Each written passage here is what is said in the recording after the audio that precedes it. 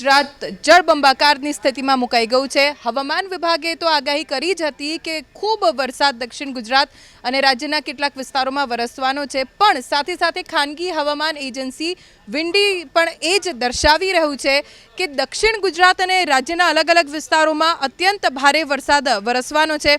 જો કે હવામાન વિભાગની આગાહી મુજબ જ વિન્ડીમાં પણ જોવા મળી રહ્યું છે। આજના દિવસથી શરૂઆત કરીએ તો અહીંયા જેમ જેમ દિવસ આગળ વધતો જશે એમ અહીંયા આપ જોઈ શકશો કે ખૂબ જ ભારે વરસાદ દક્ષિણ ગુજરાતના વિસ્તારોમાં વરસી શકે છે।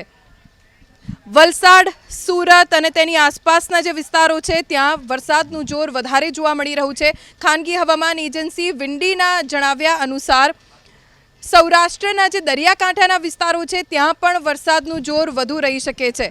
આજના દિવસની વાત કરીએ તો આજે દક્ષિણ ગુજરાતમાં સવારથી જ અનરાધાર વરસાદ છે, પણ આવતીકાલે એટલે કે મંગળવારે વડોદરા, સુરત, વલસાડ તેની આસપાસના વિસ્તારો, ખાસ તો દરિયાકાંઠાના જે વિસ્તારો છે ત્યાં વરસાદનું જોર વધારે રહી શકે છે। દક્ષિણ ગુજરાતના સુરતમાં આજના દિવસે રેડ એલર્ટ જાહેર કરવામાં આવ્યું છે ને એ મુજબ વરસાદ પણ વરસી રહ્યો છે અને એવી જ સ્થિતિ વિન્ડીમાં પણ દર્શાવવામાં આવી રહી છે। સુરતમાં આજે જ નહીં આવતીકાલે મંગળવારે પણ દિવસ ભારે રહી શકે છે, કેમ કે અત્યંત ભારે વરસાદનું એલર્ટ અહીંયા દર્શાવવામાં આવ્યું છે। તો સાથે 20 થી 30 કિલોમીટર પ્રતિ કલાકની ઝડપે પવનનું પણ અનુમાન વ્યક્ત કરવામાં આવી રહ્યું છે।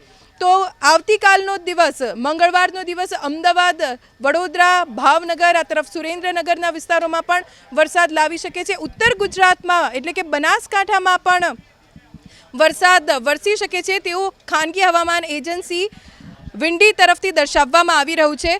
જો કે આખા રાજ્યમાં વરસાદનું જોર વધશે તેવું હાલ તો વિન્ડીમાં દર્શાવાઈ રહ્યું છે। બુધવાર પછી વરસાદનું જોર થોડું ઓછું થઈ શકે છે, કેમ કે ગુજરાતની આસપાસ 3 થી 4 સિસ્ટમ સક્રિય થઈ રહી છે, જે ગુજરાતમાં કારણ બની રહી છે વરસાદનું।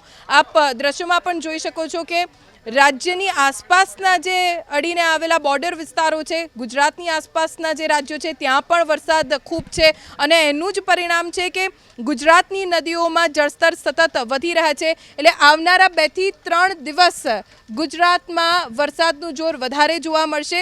ખાસ તો દક્ષિણ ગુજરાત અને ઉત્તર ગુજરાતમાં બનાસકાંઠા જિલ્લામાં વરસાદ વધુ પડશે તેવું અનુમાન વ્યક્ત કરવામાં આવી રહ્યું છે।